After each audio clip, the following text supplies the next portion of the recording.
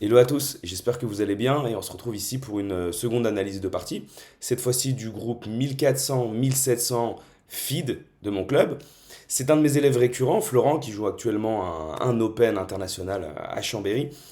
L'idée de cette partie, ça va être encore une fois de faire un commentaire à la fois technique mais aussi psychologique puisque les deux sont totalement liés, hein. Ça c'est clair et net. Allez, let's go. Ok, la première partie qu'il a faite était excellente, hein, je tiens à te le dire, hein, d'ailleurs, franchement, génial. Génial, je t'écrirai à propos de ça. Puis même dans l'ouverture, ce que tu as fait, ça me touche parce que t'es le premier qui la joue, cette variante. Bon, let's go pour celle-ci alors. Ok. Là, on est dans une position de Caro-Kann classique, ok. Et ici, les grands coups, c'est quand même D prend E4 et fou G4. Donc ton adversaire choisit de jouer E6. Ok, avant toute chose, est-ce que E6, ça semble être un bon coup ou un mauvais coup? Et surtout, pourquoi? Tu vois, c'est ça le plus important. C'est-à-dire qu'ici, ok, ton adversaire a plus d'élo. Donc effectivement, c'est un facteur psychologique qui existe et je vais en reparler plus tard. Mais ici, E6, ça peut pas être bon. Tu vois, ça peut pas être bon pour plusieurs raisons. Déjà, le fou C8, il est complètement bloqué. C'est un peu toute l'idée de la carocane, c'est ne pas jouer une française à cause de ça. Là, on se retrouve dans une position un peu type française, tu vois.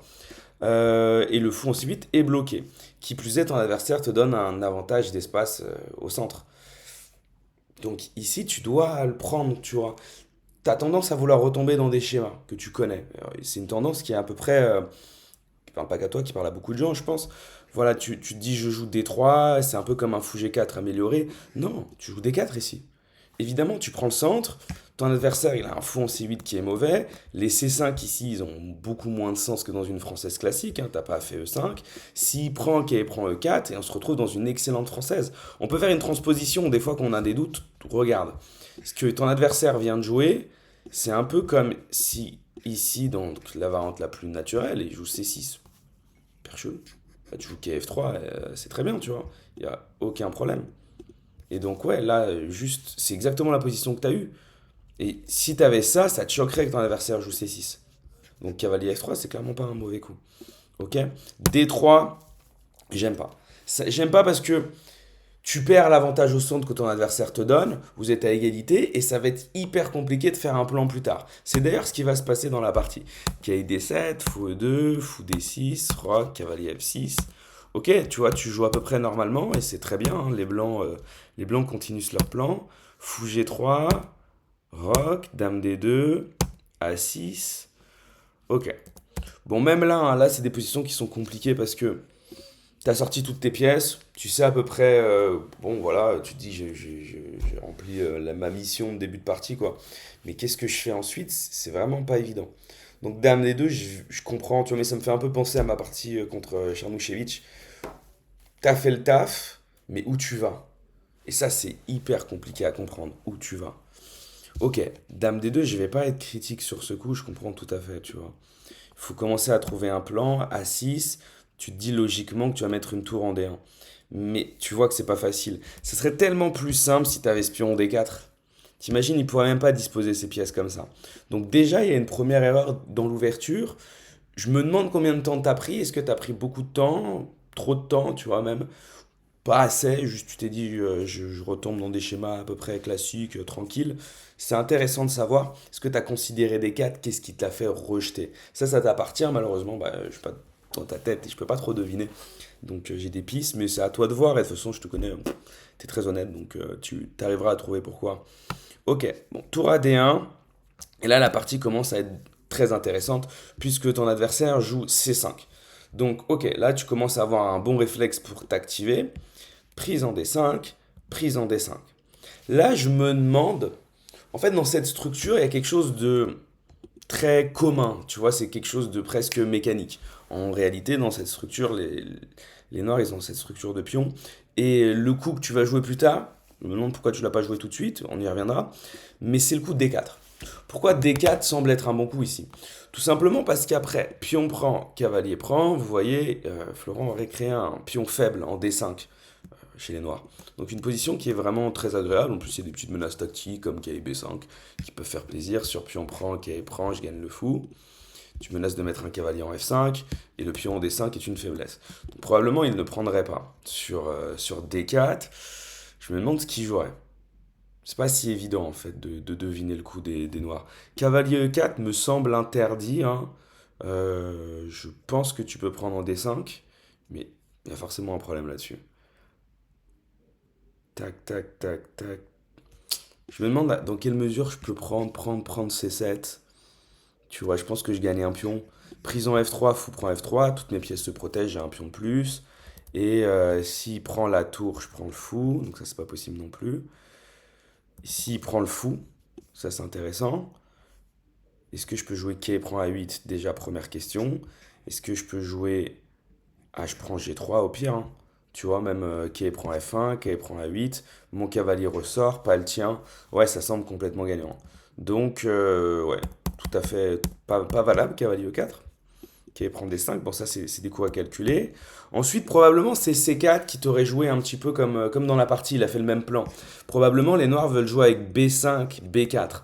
Ça me fait penser à une position de Karyakin sur un livre de Bricard, d'Emmanuel Bricard, qui est génial ce livre.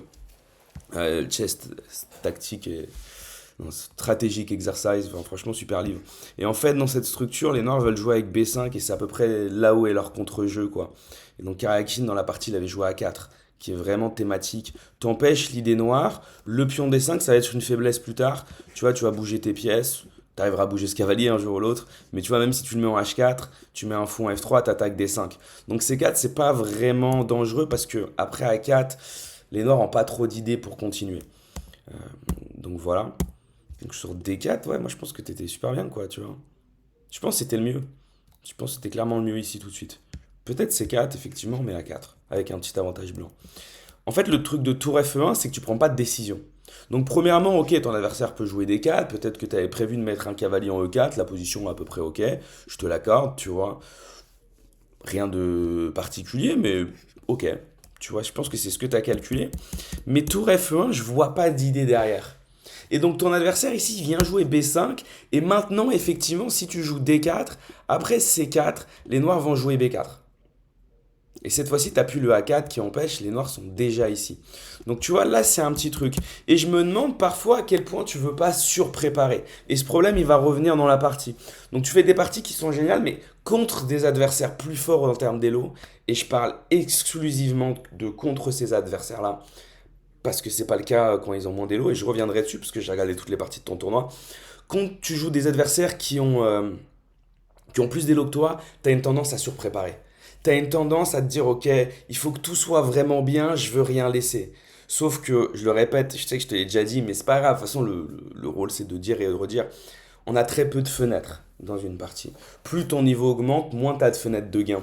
Et donc, il faut les saisir le plus rapidement possible. Des fois, c'est pas des fenêtres de gain, hein, comme ici, c'est juste des fenêtres d'activité. Et c'est le moment, en fait, c'est le moment que tu dois prendre là. Tu vois, tu dois le choper.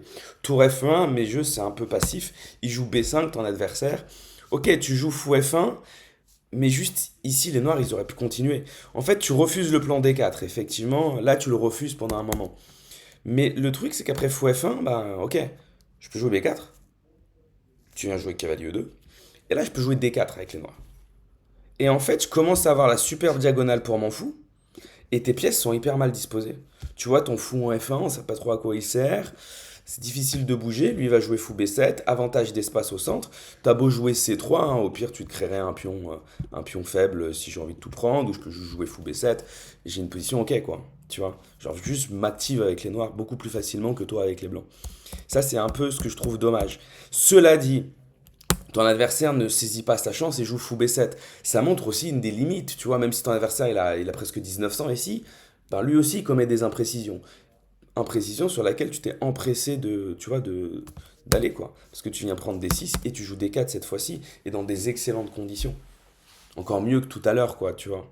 Parce que effectivement, tu vas pouvoir, grâce à ta tour E1 et ton fou en F1, ton idée, c'est probablement que sur C4, tu veux mettre un cavalier en E5. Ok, il peut pas prendre, puis on prend, tu gagnes une pièce, le pion D5 est faible, et juste t'améliores tes pièces. Donc, ok, je comprends. En fait, cette fois-ci, surpréparé a pu te servir. Mais c'est un peu de chance, et dans la partie, plus tard, ça va te desservir. Je vais revenir dessus. Tu vois, donc je pense que vraiment, là-dessus, après prise, il faut jouer D4 vite. Je pense qu'il faut jouer D4 très vite. C'est vraiment mon avis. Même si t'es pas gagnant ou quoi, hein, mais c'est juste ça bouge et c'est plutôt agréable. Bon, ok, ton adversaire joue ça. Là, cette fois-ci, tu jump. Très bonne compréhension du jeu parce que je sais que tu l'avais en tête. Tu vois, je sais que cette poussée-là, tu l'as en tête depuis le début, je te connais. Mais je connais aussi ta manière de surpréparer les choses. C'est pas grave de laisser un peu de contre-jeu à ton adversaire tant que toi, tu as du jeu. Ouais, ça vaut pour tout le monde, hein. Laisser du jeu, c'est pas un problème. Tant que nous, on en a. C'est vraiment ce principe. Je pense qu'effectivement, ce problème, tu n'es absolument pas le seul, hein. D'ailleurs, c'est pour ça qu'on en parle ici, quoi. Parce que ça rassemble. Ok. Ici, ton adversaire joue B4, ce qui est plutôt normal. Cavalier E2. Sur CD4, cavalier prend D4. Donc ça va. Ok, les noirs jouent C4. Je pense qu'ils ont hésité à jouer cavalier E4. Maintenant, est-ce que le cavalier était si bien placé ici? C'est pas clair. C'est vraiment... On est loin d'en être convaincu. Peut-être que tu peux prendre C5. Là, ça devient intéressant. Mais dame prend. Je suis pas tout à fait sûr de ça. Mais ok, peut-être simplement bouger la dame. L'échange de dames peut être permis ici, je pense. Effectivement. Même dame E3 pour prendre en C5 plus tard, me semble ok, tu vois. Donc cavalier E4, intéressant. Maintenant, est-ce que c'est si fort? Je sais pas, tu vois. La finale aussi est intéressante, parce qu'après prise qu'elle prend, tu vas dans une finale où il aura un pion faible probablement. Tu as des bonnes pièces. Ton adversaire serait forcé de jouer C4 peut-être, mais alors à ce moment-là, le fou B7 serait très mauvais. Et peut-être que tu peux continuer à prendre de l'espace avec cavalier E5. Les noirs peuvent jouer cavalier B6. C'est une position intéressante. Je sais pas à quel point cavalier E4 était pertinent. C'est une bonne question. Cavalier E4. Ouais, moi je m'y serais attendu quand même. Peut-être qu'il avait pas envie de jouer la finale et qu'il estimait qu'il avait très peu de chances de gain. Ok, c'est un choix. C'est un choix. Dans ce qui est difficile dans les échecs, c'est ça, c'est de prendre des décisions. Maintenant, on en vient à la position qui m'intéresse, C4. Ici, après G3, tu réussis à bouger. Là, tout va bien pour toi. Ton adversaire a plutôt des mauvaises pièces. Le fou en B7 n'est pas très bien. Tu vas me dire que ton fou en F1 non plus, mais il va s'activer plus facilement. Parce qu'ici, lui, c'est un pion noir qui bloque son fou, tu vois. Et en fait, quand c'est un pion de sa propre couleur, qui est fixé par le pion D4 et qui ne peut plus bouger, bon, c'est un problème à long terme. Toi, ok, c'est un pion noir, quoi. Donc quelque part, tu arriveras à le bouger d'une manière ou d'une autre, même si tu joues B3 un jour, il fait C3 et ton fou il récupère une belle diagonale. La disposition de tes cavaliers est très plaisante, un va aller en E5, l'autre va aller en F5. Ta dame va aussi arriver sur le roi très rapidement. Il me semble que là, tu as quand même 3 pièces qui peuvent arriver rapidement sur ce roi. Et 3 pièces, c'est suffisant pour gagner. C'est vraiment ce qu'on va chercher à avoir en général. La tour en E1 est bien placée. Ici, très clairement, avec les blancs, tu as une excellente position. Tu es complètement revenu dans la partie. Là, au début, je trouvais que tu avais du mal à trouver des plans. Tu as eu ta chance et quelque part, tu l'as saisi. Tu l'as saisi, finalement au bon moment, excellente position. Ce qui va être très intéressant, c'est ce qui va se passer après. Ok, l'adversaire joue tour F8. Ici, et on peut poser la question à tous ceux qui peuvent regarder cette vidéo, qu'est-ce que vous joueriez avec les blancs? Quel est le coup ici qui semble logique, quoi? Comment on continuerait? Probablement, hein, je pense que vous pouvez mettre des pauses hein, dans les vidéos, faites-vous plaisir, hein. Ok, probablement faut activer ces pièces dans cette position. Donc très clairement, moi je crois en cavalier F5. La dame a déjà un peu du mal à bouger. Ok. Elle doit garder un œil sur B4. Tous les dames C6 et dame prend B4. Donc probablement la dame doit aller ici. Hein, on va pas dire F8 parce que bon, on va pas ranger la dame quoi, hein. La dame n'est pas un fou. On va plutôt la mettre en B6. Comment on continue avec les blancs? Un coup qui me paraît très logique, c'est d'emmener la dame sur le roi. Donc dame F4. Et ici, tu as une excellente position, tu vois. Tu les as, tes 3 pièces sur le roi. La dame en B6 est quand même un peu out, pas tout à fait, mais un petit peu. Et noirs ont du mal à bouger. Un coup comme cavalier E4, et ça, tu dois le calculer d'ici, hein. Ça, c'est clair que tu en as la capacité de visualiser aussi loin, tu vois. Tu dois voir qu'après ça, dame F4, cavalier E4, là, il y a une tactique. Donc là, quand je dis tu, c'est un tu général, hein. Tous ceux qui sont dans ce groupe, quoi, vous devez voir. Ici, il y a une tactique pour les blancs. Et c'est naturel qu'il y ait une tactique parce que tu as beaucoup d'attaquants. Ici, les blancs, ok, ils prennent G7. Ok. Roi prend, dame G4 et je récupère mon cavalier et j'ai gagné un pion du roi, quoi. La position est totalement finie.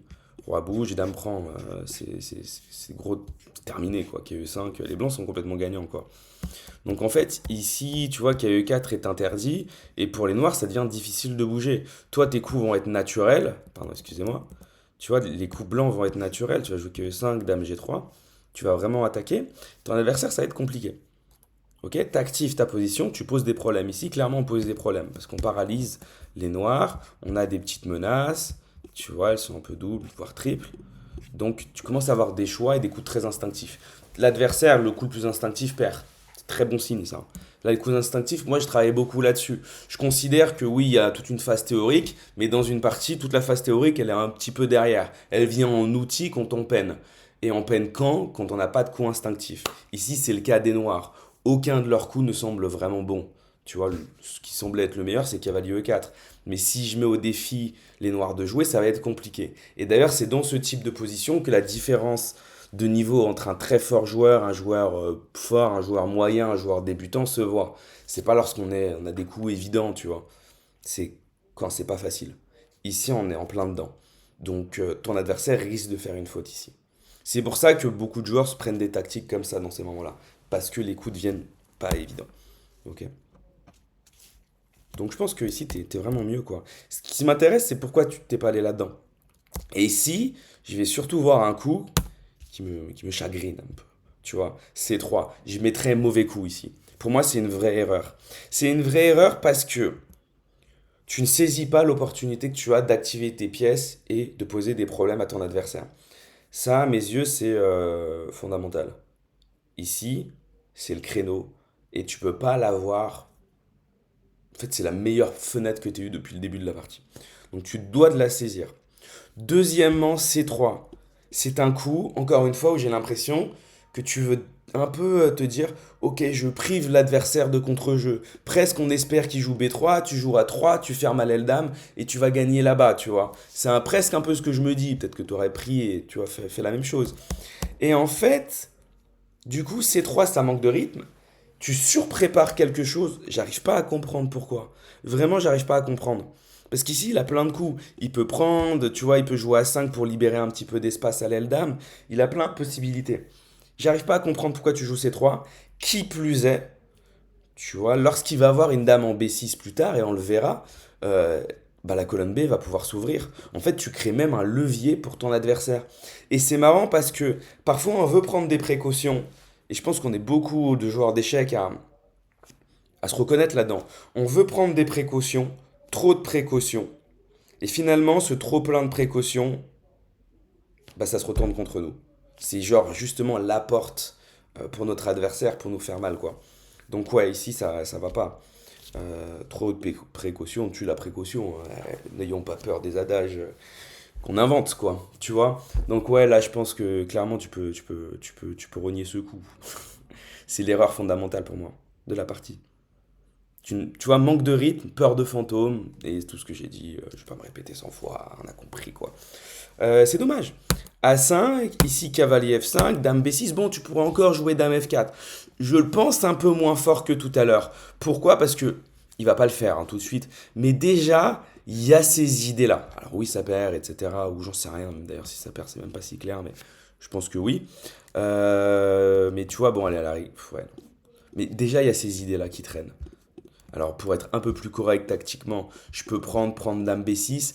Je pense que c'est hyper risqué parce que je pense que le roi peut se faire mater trop rapidement. Moi, c'est pas ce que je ferais, hein, côté noir. Mais ces idées peuvent apparaître, c'est ce que je veux dire. Et ça, c'est un peu dommage, tu vois. Parce que finalement, tu lui as laissé la porte. Encore une fois, on comprend pas pourquoi. Il menace pas C3, il menace pas B3, il menace un peu rien. Et là, tu lui permets de t'ouvrir. Donc, ok, continuons dans la partie. KF5, dame B6. Et là, ouais, tu dois quand même emmener tes pièces sur le roi. Et là, ce que tu vas faire, c'est particulier. Et je pense presque que... Et en fait, c'est sûr. Ici, psychologiquement, je vois que tu joues un adversaire plus fort. Tu vois, plus fort, Hello. Je n'y crois pas que si tu jouais contre un 1300, 1400, 1500, tu jouerais tour prend 8. Je n'y crois pas. Je n'achète pas. Je ne vois pas comment c'est possible. Tu viens céder une colonne, améliorer les pièces de ton adversaire, et on voit pas trop pourquoi. Peut-être c'est un manque de temps, etc. Mais malgré tout, je pense que même en manque de temps contre un moins fort, tu te dirigerais vers Dame F4. Moins fort Hello, j'entends. Donc attention à ne pas trop respecter les Hello supérieurs. Je vois que quand tu joues contre des Hello plus ou moins inférieurs, tu vois, tu te lâches, tu vas complètement à fond. Ta première partie, même s'il a un peu plus d'Elo, c'est un exemple, tu vois. Mais je vois que souvent, avec ce que j'ai analysé de toi, etc., c'est un problème qui revient. Ok, il ne faut pas respecter un Hello plus fort. Un Hello, ça veut rien dire. Tu travailles à l'aîné, tu progresses, tu as un potentiel. Tu vois, sur une partie, tu es capable de jouer à 2, 300, 400 points Hello de plus. Et ton adversaire, 2, 300, 400 points Hello de moins, tu vois. C'est possible. Mais en tout cas, vous ne poserez de problème aux adversaires qui ont un plus fort Hello de vous que lorsque vous ne respecterez pas celui-ci, tu vois. Que lorsque vous serez en train de vous dire, ok, je vais lui poser des problèmes et je joue une partie d'échecs. Je joue pas le Hello. Le Hello, ben, on s'en fout, quoi. En fait, faut pas être toujours paralysé par ça. Je, c'est dur, mais c'est hyper important. D'autant plus que parfois ça sous-entend que lorsque vous jouez contre un joueur moins bien classé, ben parfois on y va un peu trop en sous-estimant, quoi. Il y en a qui surestiment, mais moi j'ai l'impression que quand tu surestimes les lots plus forts, tu sous-estimes les élos moins forts. Et ça vient pas de moi, hein, ça vient d'un ami qui bossait avec un très fort grand maître qui lui a dit ça. Et je trouve ça très pertinent, donc je le partage. Je peux en prendre crédit. Mais ouais, ok, hyper important. Donc, allez, vas-y. Tour prend, tour 1. Et je dis ça, excuse-moi, parce que j'ai vu la dernière partie où je me suis dit, tiens, t'y allais vraiment comme ça, quoi. La celle où t'as fait nul dans une position pas très bonne. Je me dis, ok, c'est intéressant. Bon, bref, reprenons nos. Allez, on va revenir ici. Ici, après tour E1, cavalier E4, regarde, dame C1. Regarde la position que t'as, quoi. Maintenant, il n'y a qu'une pièce qui est active. Prenons les noirs. Une pièce active, deux pièces actives, trois pièces actives. Tu vois. Et tu vas le payer. Fou C8, il active. Tu voyais, les noirs, ils jouent très bien ici. Ils activent une de leurs pièces qui servait pas à grand chose, puisque le pion D5 elle les bloquait, comme on l'a expliqué tout à l'heure. Donc là, ils vont sortir leur fou en C8, qui va prendre une belle diagonale et qui va s'activer. Et ici, c'est très difficile pour les blancs de retrouver un plan, de revenir. Je pense que là, tout de suite, faut essayer de reposer des problèmes, mais ça devient très dur. Tu vois, G3, je trouve ça un peu lent. Peut-être cavalier E3, je sais pas, peut-être pour se dire s'il met ce cavalier en F6, au moins j'active cette pièce. Et j'ai des menaces tactiques à base de K prend D5, K prend, tour prend E4. Tu vois, tu crées des menaces, quoi. Ouais, fou E6, probablement. Je sais pas, tu peux voir pour jouer des F3. En fait, cavalier E3, je pense que c'était malin. Il y a des idées qui traînent, quoi. Et c'est pas simple pour ton adversaire. On peut voir, hein, tu vois, par exemple, sur cavalier F6, lui, en se disant, bah, j'empêche le cavalier d'aller en E5. Alors, stratégiquement, ça tient pas, il y a un mauvais fou en C8. Mais je crois même qu'il y a une idée tactique que vous pouvez trouver chez vous. Mettez pause si besoin. Ok, ici, les blancs jouent qui prend D5. Sur, ok, sur qui prend cavalier, il y a tour prend 8. Sur tour prend E1, tu peux prendre en F6 échec. Tu peux même jouer dame prend, je crois. Qui prend, dame E8, roi H1, dame prend C8, donc cavalier F8, dame prend C8, prise C3, prise C3, et si tu récupères là, je récupère C4. Peut-être de la dame d'ailleurs, sinon je me fais mater. C'est important. Donc ouais, ici tu vois, t'es très bien. Donc peut-être KE3, ouais, KF6, qui est là. Tu vois, G3, trop passif, et donc ton adversaire... Ah, l'idée c'est fou G2, c'est vrai, j'avais oublié. Ok, non, je comprends. Je comprends, ça crée pas de menace directe, mais je comprends, je peux pas critiquer ça, tu vois. Mais ouais, tu vois, tu te retrouves dans une position où ça devient trop difficile. Et en fait, tu vois, en mettant sa tour en B8 et sa dame en B6, les Noirs profitent totalement de C3. Profitent totalement de C3. Et là, après, en fait, tu peux rien faire, quoi. Il n'y a pas tellement de bons coups. Donc, juste ici, tu vas subir et tu vas te faire tuer à petit feu. Et même si on a vu l'art de l'arnaque hein, ensemble, ouais, là, c'est juste, t'as aucune pièce qui peut s'activer et créer une menace, quoi. Et là, c'est trop dur. Donc, tu viens perdre cette partie, voilà, après, ok, à juste titre, tu vois. Qu'est-ce que je peux dire? Attention déjà, tu vois, au backup dans les ouvertures en te disant ok je reste solide. Ton adversaire joue un coup qui n'est pas un grand coup, il y a une raison. Parfois ça respecte pas les principes généraux, même s'il a plus d'élo. C'est pas un problème, on s'en fout. tout le monde est susceptible de faire une erreur dans l'ouverture, tu vois, tout le monde, absolument tout le monde. J'ai vu des grands maîtres donner des parties dans l'ouverture, tout le monde est susceptible d'en faire, tu vois. Donc il faut réfléchir et il faut, tu vois, garde ça, quoi. Joue D4 ici, viens pas jouer D3, garde ça en tête, juste, ok, joue aux échecs. Joue aux échecs sur la position. E6, c'est absolument pas joué, hein. Combien de parties? Regarde, on est dans la Master, E6, il y a 17 parties. Bon, tu vois, si tu connais pas, c'est pas ton adversaire qui va te faire une prépa en enfermant un fou et en ne prenant pas d'espace au centre. Donc déjà, première chose, et je pense que c'est lié à la psychologie. Ensuite, ouais, il y a une absence de plan qui se fait. Attention à pas surpréparer, ce que je vois ici. Et, euh, et c'est 3 quoi. Prends ta fenêtre quand tu peux. Trop de précautions, tue la précaution, lâche-toi quoi. Respecte pas les hello plus fort, lâche-toi un peu plus. Je vois pas tellement de problèmes techniques, je vois plus des problèmes qui sont liés à la psychologie. Tu veux trop préparer et parfois on trouve des justifications pour le faire. Pareil pour ces trois. En revanche, je vois quand même toujours des idées qui sont là. Tu vois, même G3 à la fin que j'ai critiqué, en fait, non, en fait, il y a une vraie idée. Donc ça, c'est quand même très plaisant. Il y a des idées, tu as fait des parties qui étaient très actives, notamment la veille. J'en ai vu d'autres aussi qui étaient très intéressantes, tu vois. Mais vraiment, ok, continue d'aller dans ce chemin-là, ce chemin qu'on travaille avec l'activité. À mes yeux, c'est essentiel. Voilà à tout. J'espère que cette analyse de partie bah, a pu parler à plusieurs joueurs différents qui peuvent rencontrer exactement les mêmes problèmes et c'est aussi un échantillon de comment on bosse au sein du club. Encore une fois. Bon, bah, excellente journée ou soirée à tout le monde. Ciao.